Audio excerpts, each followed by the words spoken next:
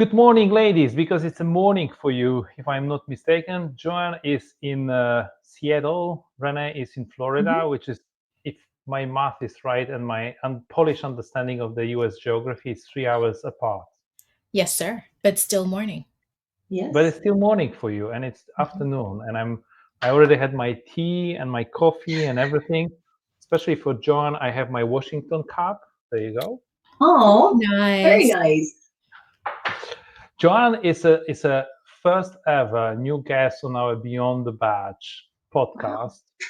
Uh, Joanne, I reached out to her on LinkedIn to invite her for the conversation because I've seen her post, and her post resonated with me Mm. because she was talking about her journey beyond the badge. Mhm. Mhm. Yes. Thank you for joining us. We are very, very excited to talk to a fellow Beyond the Badge um, entrepreneur because while we've been in tech for a long time, and we know a lot of people across tech that have told us it resonates, our conversations resonate with them. We've never had anyone on the show to talk about that. And so we're excited to talk about that. And hopefully, this will um, expose other audiences and other followers to a journey that might resonate with them, and maybe some practical advice that they can use as they navigate their own beyond the badge experiences. So thank you so much for joining our container and our discussion. We really appreciate you. Thank you for having me. I'm delighted to be here today. John, before we went live, we had a quick conversation, to get to know you a little bit better. And I've asked you to introduce yourself, and you said like, "Hey, I don't know how to introduce myself. Can you just?" I think it was a very interesting moment, and it very much aligned with the Mhm. Sure. with the topics that we want to discuss with you. Can you introduce yourself? Sure. I'm Joan Shea. I am a 25-year tech veteran. I'm currently a Pilates instructor and marketing consultant across a couple different companies. I have 3 jobs. Life is different. When you asked me to introduce myself, it was sort of a moment of awakening. How do I do that? I'm not associated with a big marquee name like I used to be. I don't have that same, in my mind, that same level of cachet. So it was a bit sobering, Absolutely, honestly. but you went through this journey that Renee and I and many of our Mhm. friends went through, which is Yes. kind of a stepping away from the corporate world. Hmm. Uh, how was it? How did you? Uh, can you tell us a little bit about your journey Sure. on the way out, starting from the moment that you felt like there's something going on? Sure. So a couple months prior to my release from a big marquee tech company here in the Pacific Northwest, you start to see the handwriting on the wall. The tone starts to get different inside the organization. You're excluded from certain conversations and certain meetings that are happening relative to the new fiscal year planning. You're not cascaded a budget. You're not cascaded, strategic priorities inside the organization, and you start to get a really clear picture that this is short-lived. I'm here closing out the last of this business, and it's going to morph into something else and go to a different department or be eliminated altogether. And those are scary times. And I started to look internally for a job because I had such deep connections. I had been, at this company for 13 years, and I started to rely on those connections to help me. Unfortunately, a lot of jobs were frozen. There was a lot of uncertainty inside the organization, and I wasn't successful in landing another role prior to the elimination of my current role. And it wasn't just your role, right? It was the No. entire organization, if I understand correctly. Yes. Yes, there were in that particular reduction, there were about 2,000 folks affected. Mm. Mhm. Yeah. Yeah. Yeah. It's interesting. Thank you for sharing. And it's now been almost a little bit over a year, right? Yes. Hmm. Okay, Yes. excellent. It's interesting because one of the reasons Magic and I decided to do this Beyond the Badge series now is because it's been a little bit over 2 years for us. And so hindsight has given us so much perspective and lessons. And the reason we do this series is to reflect on that experience with having now a different emotional level to it. What's one of the big aha moments now that you have at that distance of a year and a half? What did you learn about yourself in terms of kind of the environment you were in, that now that you've been out for about a year and a half, what perspective have you gained? Sure. When I was in the corporate environment and I was very driven, I always wanted more. I wanted to learn more. I wanted to be more. I wanted to have more influence inside the organization. I was very, very driven. And what I realize now being out is I ignored my health and my Mhm, own well being. Both my mental and my physical health were mhm, suffering. I could not disconnect and go on vacation. That was impossible for me. I was constantly tied to my phone, to mhm. my computer. I'd wake up every morning on vacation. The first thing I would do, no matter where in the world we were, was start to check email, start to go through, messages, instant messages on our internal tools to, to keep engaged with the business. Something was going to happen inevitably, right? Without me there.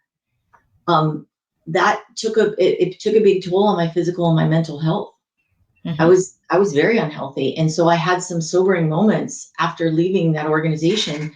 That you go to see a doctor for a checkup, and they're like, you're at risk for a cardiac event, or Yeah, you're pre-diabetic, and yeah. those are very sobering moments, and you're like, holy cow, like what have I done? Like I've ignored things for so long, think that I didn't even know were happening.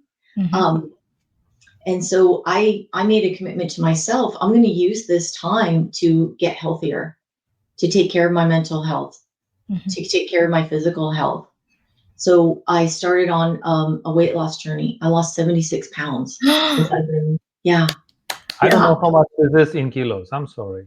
How much Oh, is 70 pounds in it's a kilos? lot, Magic. It's a lot. It is a lot. Ask It's your equivalent. AI. Yeah. Yeah, Yes, yeah. yes. But it's a lot. That is outstanding. Yes, so I'm no longer pre-diabetic. I'm no longer at risk for a cardiac event, right? Mhm, That's hugely rewarding to me, and I sleep better. mhm, My mental health is better today because I've learned how to disconnect. I learned how to take time for myself. mhm. Um, I became a Pilates instructor. I Yes. yes, I started getting into Pilates, and there Mhm, was, a sign up at the studio.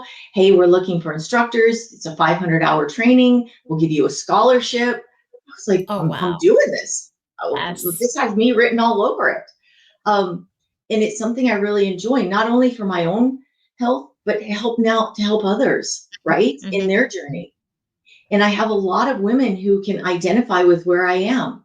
And, mhm, I built kind of a community and a following um, because they're trying to improve their lives. They're trying to get healthier and pay attention to those signals that maybe I'd missed. mhm. It's interesting because I don't know if this happened to you, but I know for me, I because I was surrounded by other people like me that were in the same corporate environment, and with the exception of Magic, because Magic always kept his vacations like sacred. But most of my peers were in that same vein of some would sleep with their phones. I remember sleeping with my cell phone under my pillow, which is like insane. Totally. It's incredibly insane, right? But it was no it I felt my perception was that that was normal. Everybody else did it. And That's if right. I didn't do it, I was going to stay behind, fall out of the loop. I wouldn't hit my metrics, blah, blah, blah, blah, blah. And wow, right? I just felt it was normal. So I didn't even know. I guess my point is, I didn't even know that it was Mhm. so unhealthy and so mentally imbalanced and emotionally imbalanced. I didn't know it was crazy. Like Magic just shook his head like, been saying, like, leave, your phone under your pillow. But yeah. And so, Yeah.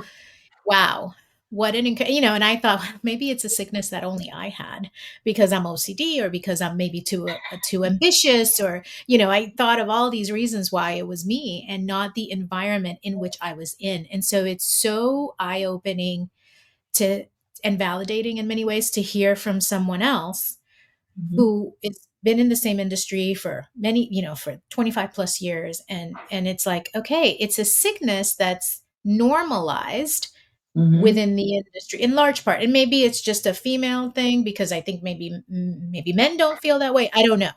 But for those men who are listening out there, comment, let us know. Is that just do you perceive that that's a gender thing? Do you think that that's something that you as men go through as well?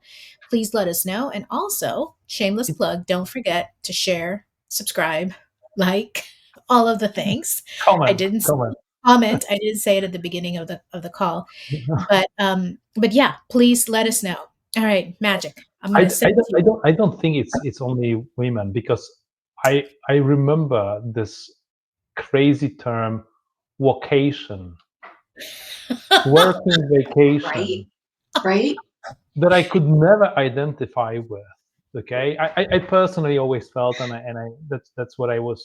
I hope that my employees, ex-employees, when they watch this video, they confirm that, and they like and subscribe and comment and say, confirm the fact that I always said, no way you're going to work on your vacation. And I've Mhm. heard other managers saying that they are going on a vacation and they Mhm. work in the morning and they rest in the afternoon. I was thinking, like, how can you rest in the afternoon? Your mind is never going to disconnect Right. properly. Mhm. So, okay, so I took care of my vacation. I made sure that I disconnect. That was one of the rules that that I had in my days. But I know it's a problem. It is a challenge. Yeah. And honestly saying, Joan, I was trying to live a very healthy life. So Renee knows that I was doing a lot of sports. I always was very the Rock sporty climbing. guy, rock climbing, windsurfing, skiing, hiking, biking, all this stuff. This is also dangerous, by the way, because Renee remembers that very well. When I left the company, I had so much time for sports that I overdone it. I And he injured hurt myself. himself. Yeah. I Oh. injured myself, and I had to also look at my health, kind of approach to my health. Mhm. How do I kind of pace myself a little bit, because I just had too much time to do the stuff that I always loved. And well, I'm not 25 anymore, so obviously going a little bit into overdrive didn't serve me well, frankly saying. I think I'm Mhm. smarter. So I think but I'm very happy that you looked back and you looked at your wellness and the health, because a lot of people do actually, um, they don't take care of themselves Mhm. when they are working. And if anything, you know this kind of a couple of months of severance package and the financial stability, it's a perfect moment Mhm. to look at your health habits. It's a Mhm. perfect moment. you know People believe in God, don't believe in God. It's a moment that God gave you to Mhm. basically look into your health, maybe, and figure out, maybe change a little bit of a habits. And I'm really happy that you've done that, Joan. Thank you. I'm happy too. It's been very fulfilling, both not only to improve my own health, but now being able to influence the journey of other people who may be going through the same thing, or something different in their wellness journey. Mhm. Because you told me, just earlier on, you told me that this, and you just said that this kind of a looking into your health exercise turned out to be one of your three jobs Mhm. That's at the right. moment, right? Mhm. So you Yeah. you you took an ownership of your health, and it turned out to be uh, at least one of the two jobs, or actually two jobs, if I'm not Right. mistaken, of the Mhm. three. Yeah. Yeah. It's Yes. two of the three. Yes. Yeah. Hmm. Yeah. What's the Yeah. other one?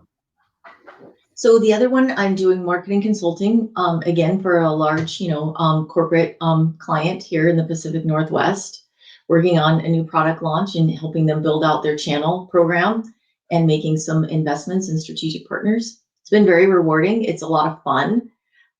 I view the work very, very differently than I did as a full-time employee. Tell us more about that, because I wanted Okay. to double click on that. Yes, please. Okay. So Was it easy to get this? I mean, did you apply for a job and just get it? no, no, I relied on my friends and the people who supported me inside the organization. The That network. is the Yes. yes, that is Mhm. the only reason why I received that opportunity. Yeah. People who knew me, who knew my work, who respected me, who didn't tell me I don't have enough runway left in my career, or Mhm. that I'm too expensive or I'm too old. There was none of that. Mhm. So I'm grateful for those Did opportunities. you feel like that was the attitude from other organizations? Hmm. Yes, very So you much did so. apply for other jobs as well, in other organizations as well. Yes, I applied for over 300 jobs. I Yes. want to double click on that as well, because I have a very similar experience. I want to go back to that, but I do want to go back. We'll come back to that. But I do want to, before we go too far, I'm fascinated by this humongous lesson that I'm going to go out on a limb and say it's tied to when you kind of take stock and reevaluate your mental health. You then reevaluate the approach, and you then look at your work in a different way. That's right. But I don't want to, I'd never like to speak for anyone. So tell me a little bit about how do you approach it different? And do you have any practical, tactical advice for anyone else that you say, okay, this worked for me, you might want to try it, so that you could Sure. look at the work in a different way? Sure. In particular, becoming a consultant, the company that I consult through was very clear. You're paid for 40 hours. Don't do any more. 40 hours is all we can pay you for. There's no overtime. There's nothing extra. So those are my billable hours for the week is 40 hours.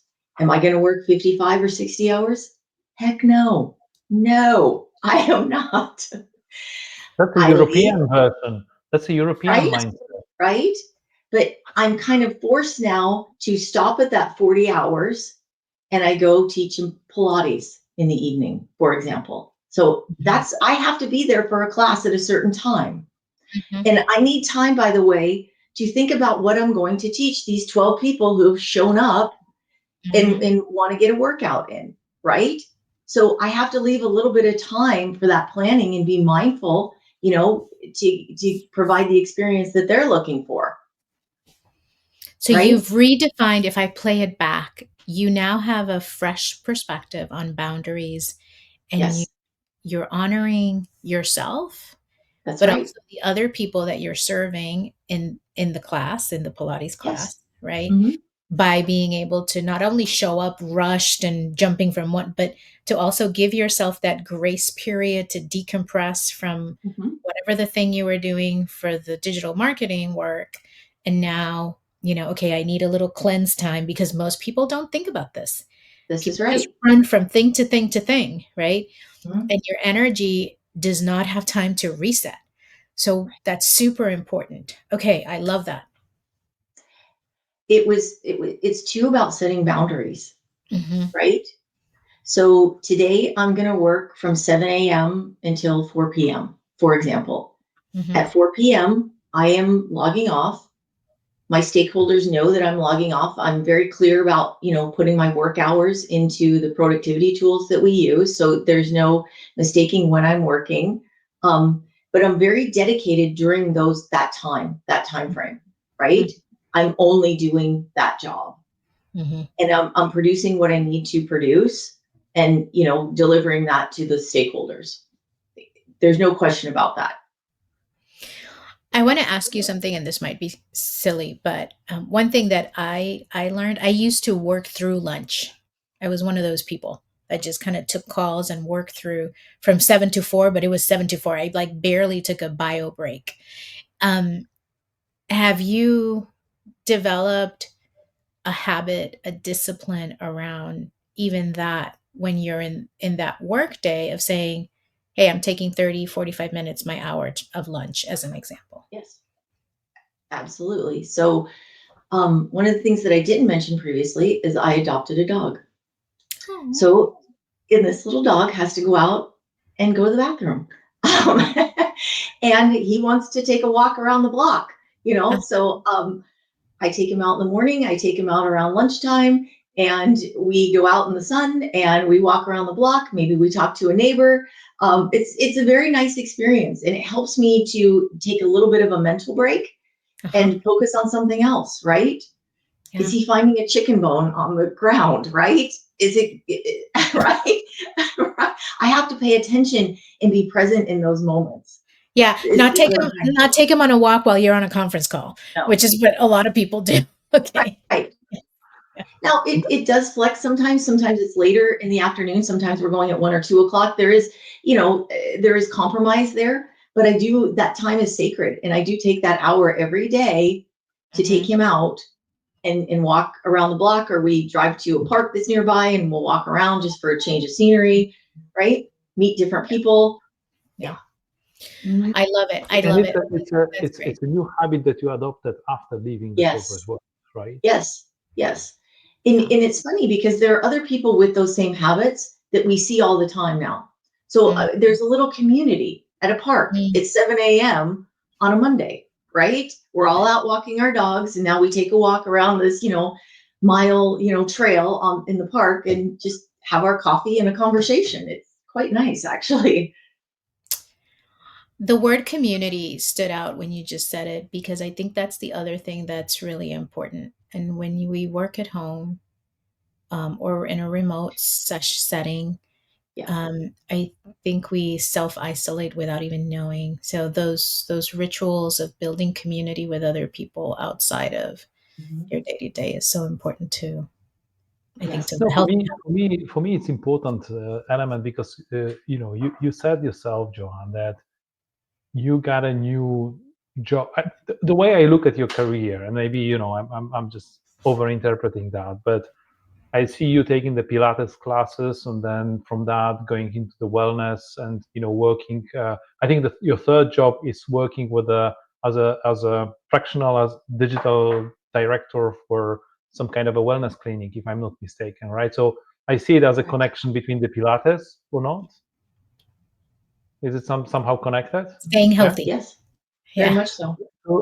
So I Mhm. always say to people that building the relationship, you are able to find a job through your connections. Hmm. And I think finding new ways of building the connections outside of your previous environment and expanding your network, it's Mhm. probably an extremely important element of finding new things to do and Hmm. monetizing the things that you do. That's right. That's why I That's was right. getting into this kind of a 300 job applications that didn't work out, right? It's like that the That's right. community helped, if I'm not mistaken. The community helps a great deal, not only for some support and validation of you as a person and as a human, but also it's amazing what you learn and who you meet through those communities. And I'll give you a great example. Through one of these communities, just walking my dog through the park, I was having a lot of neck pain. And somebody said, there's this great chiropractor. You should go meet this woman. She's helped me so much. I meet this chiropractor. Yes, I can help you. This is, it's going to take 6 weeks or whatever it was. And so, I get to know her through these few weeks that we're together. And she says, well, I need help with my marketing.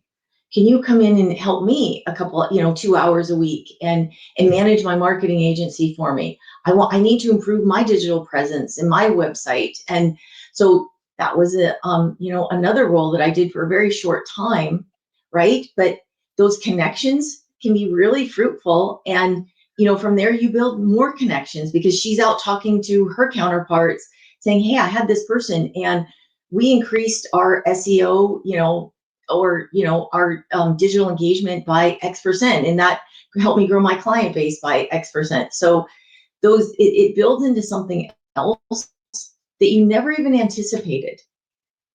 And that's been very rewarding to me. Because I was so focused on one thing before, and I never took the time to walk my dog around the block. He went to the bathroom in the backyard, right?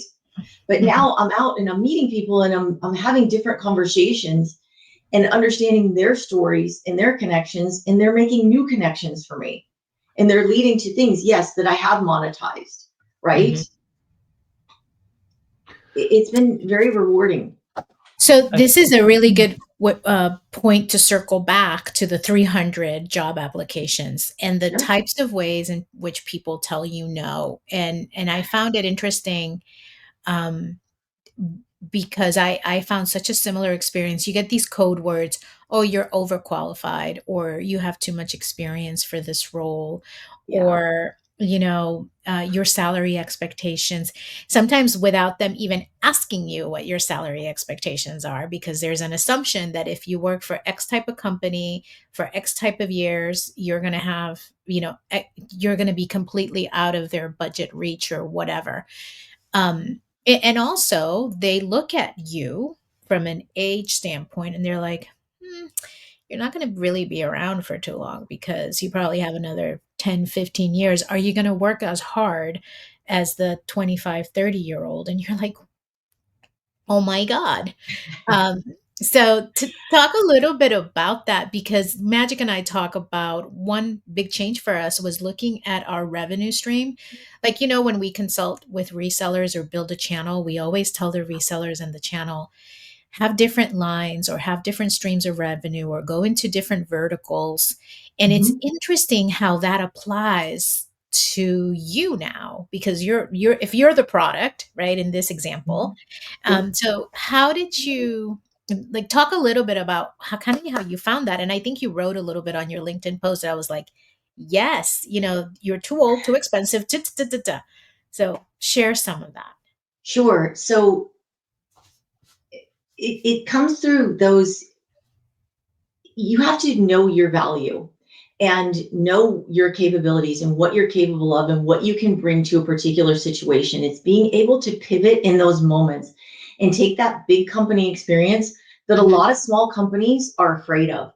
They think I'm going to come in and, like a bull in a china shop, and tell them everything that they're doing wrong and how they need to do it differently or better, or they're not investing enough, or whatever the case may be. But being able to meet a small business where they are, like a chiropractor's office or a wellness clinic, where they are, and say, give me a little glimpse into your business. What does your digital properties look like today? What are you generating from that? Oftentimes they don't even know, right? And you start asking those simple questions, and you start talking to them like, hey, if we just did these simple little things to improve your search engine optimization, you could probably get maybe 20% more engagement from your customer base. That could equate to 10 extra clients this month.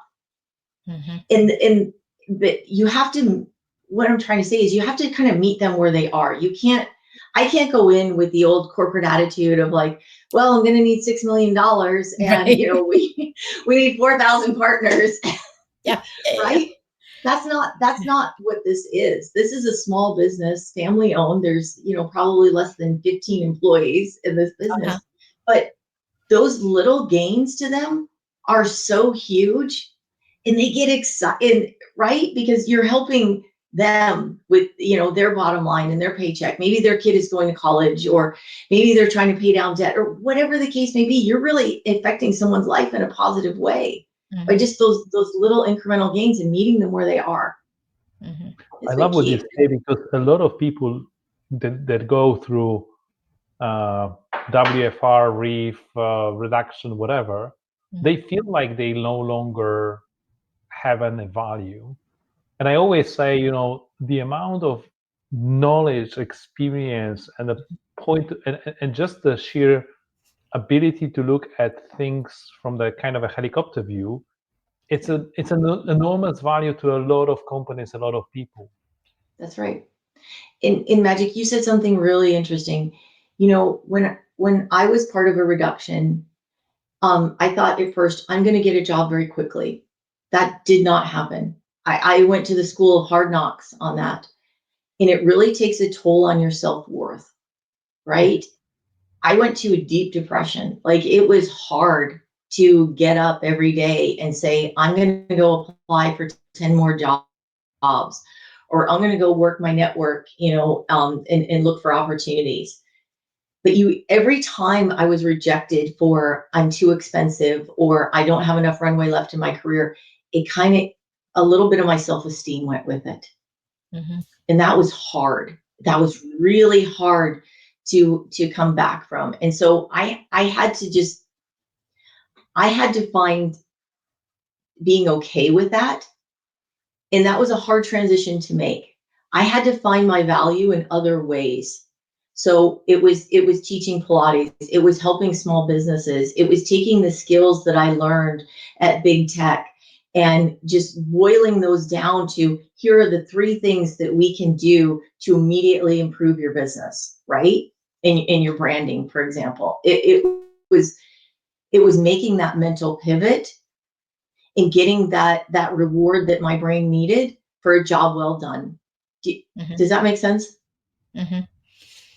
I needed that Total. dopamine on my For me, brain. it's total because I Yeah. keep on saying, look, don't stay at first thing, don't stay at home. I always tell people, like the first thing that you need to do, especially, when you have like in the European countries, you typically have a little bit longer gardening leave, okay? Because we typically get a lot of, kind of the notice period is much longer in Europe. In this period of time, you just need to go and start meeting people. Don't stay at home and kind of stir Yeah. in your monitor or think about the stuff that you were doing up until the last 2 weeks ago, right?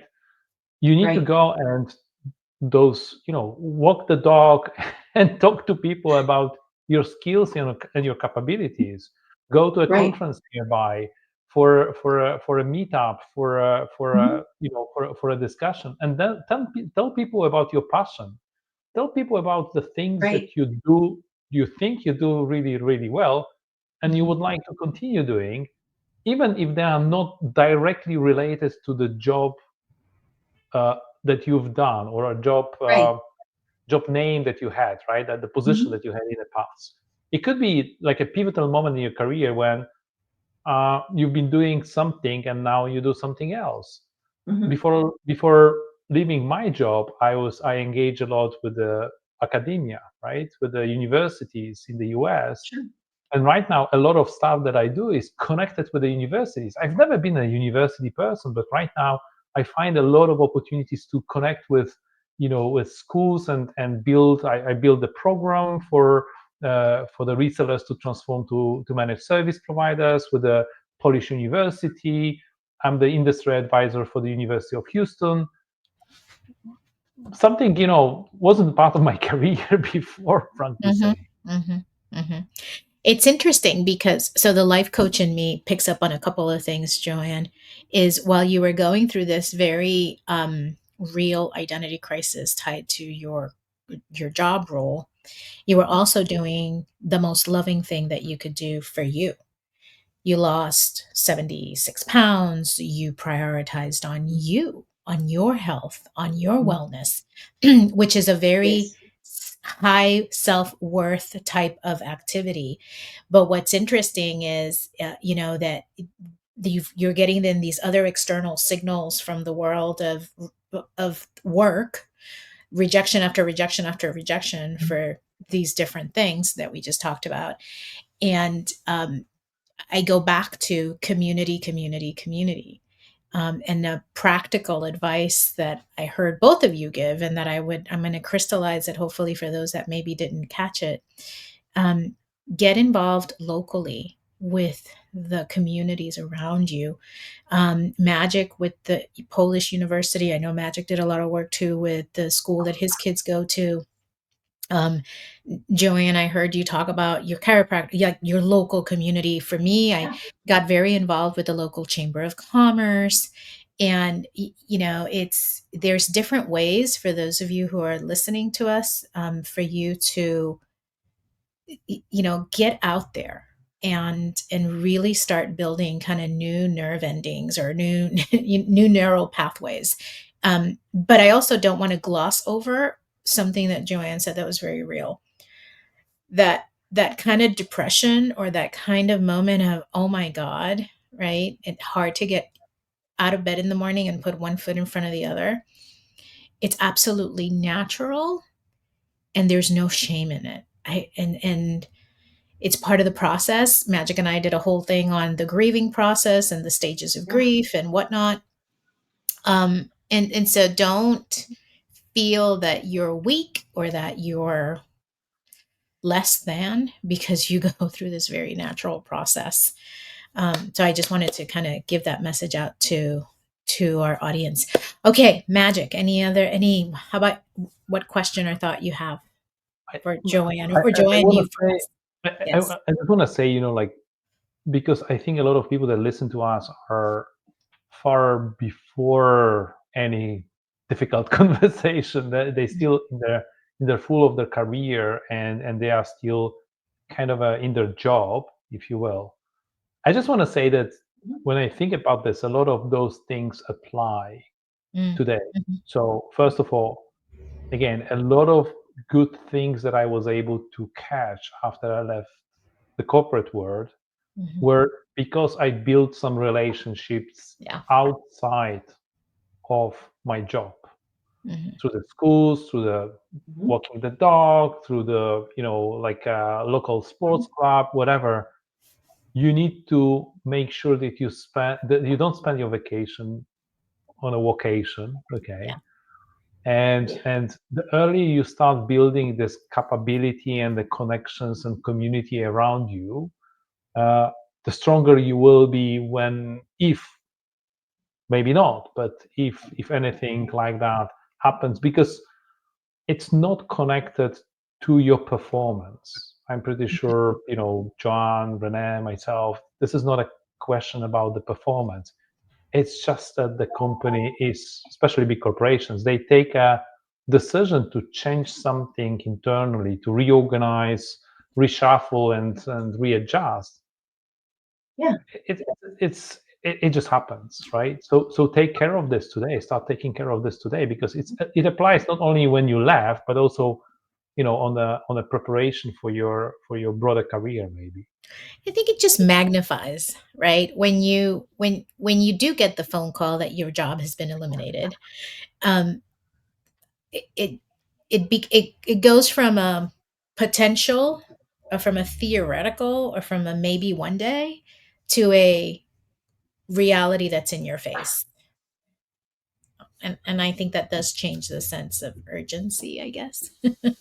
it definitely does. And that slap is very, right? It's a hard slap.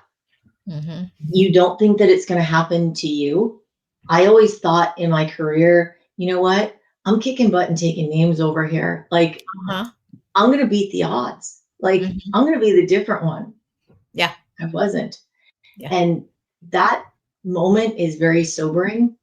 Yeah. And I found myself lost for a little bit, if that makes sense. Like, I didn't know how to even put together a resume that wasn't so internally focused on one company, right? I didn't know how to write those things. Yes. It just, because that was the language that I spoke, and everybody speaks that language, right? But it wasn't. Yeah. And when you apply for jobs internally, it's so different, right? So different. Yes. It was so hard for me. I remember I interviewed for a couple of other, like, social media and other companies, like as a service companies, and they would look at my 28 years in the company, and they're like, but you've been with the company for 20. I'm like, yeah, but I've had 18 jobs right, within that company, and I've done sales, and I've done operations, and but all the external, like internally, when you apply internally, they see those nuances. What was really shocking for me was going outside it, and they're like, Yeah, no, you don't have relevant experience. I'm like, what are you talking about? So it was such a, such a sobering moment of how to learn to write the resume in a way that that diversity of experience could be potentially appreciated from the outside. Um, I just outsourced that. there you go. To AI or No. what? I went to, again, through community. I figure out someone who There is you go. doing the, CV writing, Uh-huh. and I, because I was looking at my CV, and I was like, okay, I think it's brilliant, but Yeah. obviously Of course. You're a little biased. I'm a little bit biased. So then I spoke with a guy, and he said, like, look, the way we write CVs is different. First of all those acronyms, nobody will understand it. Okay. Mhm. Mhm. Even you would think that the name of the department that you've been part of tells everybody what kind of skills you have. Yeah. Forget it. Mhm. Forget it. You need to even explain, which was very interesting moment for me, aha moment. When the guy that wrote my CV, he said the name of a company, and then under the name of a company, he explained what the company is. And I was like, what? Well, it's a brand, it's a big brand. It was like, no. You need to explain it. Not everybody is in the IT. And even in the IT, or this is such a large, if somebody forwards your CV to somebody else, there must be an explanation. Okay. Even for the biggest brands in the world, there Wow. must be an explanation what this company stands for. And then when you talk about the segment, don't say SMB, okay? Say Mhm. small and medium business. And a small and medium business can mean a different thing in a different kind of a dimensions, etc. So you need to be a little bit more descriptive.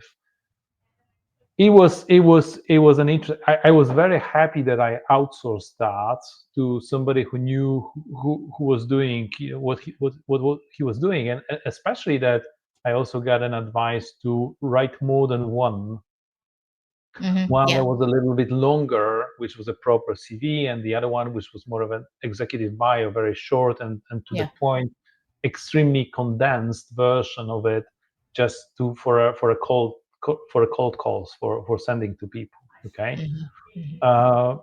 that was an aha moment, but definitely, on my own, Joanne, I wouldn't be able to. Whatever I produced, Yeah. You have to get by with a little help from your friends. You really yeah. do. Yeah. And I didn't have a template because before everything was in a template. There was a template in PowerPoint. It was easy, Right. Right. right? No PowerPoint template anymore. You have to figure out your own No. PowerPoint template. Yes. Very true. Yes. Well, Ah, we are at 42 minutes. It's been a wonderful conversation. I do hope that this has added an interesting perspective to our audience. Um, and honestly, I'm not sure that this is unique to tech, by the way. Some of it, some of the approaches, yes, and large. I think after you get to a certain scope and scale in terms of a company size. But I have seen, at least in the US, there's been a lot of layoffs in the federal government, and federal government employees who have been in their jobs for 20 plus years and always thought they were assured a job because they worked for the federal government, right? And there was no such thing as mass layoffs and things like that. And that certainly changed quite a bit. So I do think that a lot of the practical advice that we're offering people would be very applicable across other industries. And we hope that this has added a fresh perspective, and there's been a little bit of validation, but also a ton of hope that there is something bigger and better for you after. So let's hear a few last words of advice or some closing thoughts, Joanne, from you, and then from Magic, and then we can close the container. I would just say don't give up on yourself. take the time to invest in your health and your wellness. If that's something that you need to do, it's okay to take a breath and to evaluate where you are and give yourself time. It's a big adjustment coming out from, working at an organization for decades, and you feel alone, but you're not. There is a lot of support out there, even, walking your dog and talking to a neighbor, right? And telling people like, hey, I was impacted. There's no shame in that. Um, People actually want to help, and you would be surprised at the connections that you can make, and even sometimes just the telling of the story is cathartic, and kind of a release valve. Don't undervalue that, and don't undervalue your own community, right? Stay present in it, and continue to build those connections, and think about different pivots that you can take in that. If you're going to go work from, a giant, 200,000, person organization to somebody that's got 15 people in it, the language is a little bit different and the approach is a little bit different, but you can pivot and take, all the great things that you've learned throughout your career and apply them and really make a big impact in a smaller business. It can be very rewarding. Excellent. Thank you. You're Because welcome. we need Thank to you. make sure that this message is not only in the tech world, in the large community of our friends and relatives. Then if you are listening to that, you should share, like, and comment, so we can reach with this great message from Joanne to more and more people. Joanne, thank you so much for joining us today, and for sharing your story, and for encouraging people and maybe there are some other people that would like to share their story. Just give us a ping on LinkedIn, or and we are always happy to have a chat and have more guests like Joanne. Thank you so much. You were a great first guest. Thank you. Thank you. Thank you, everybody. See you next time. Thank you.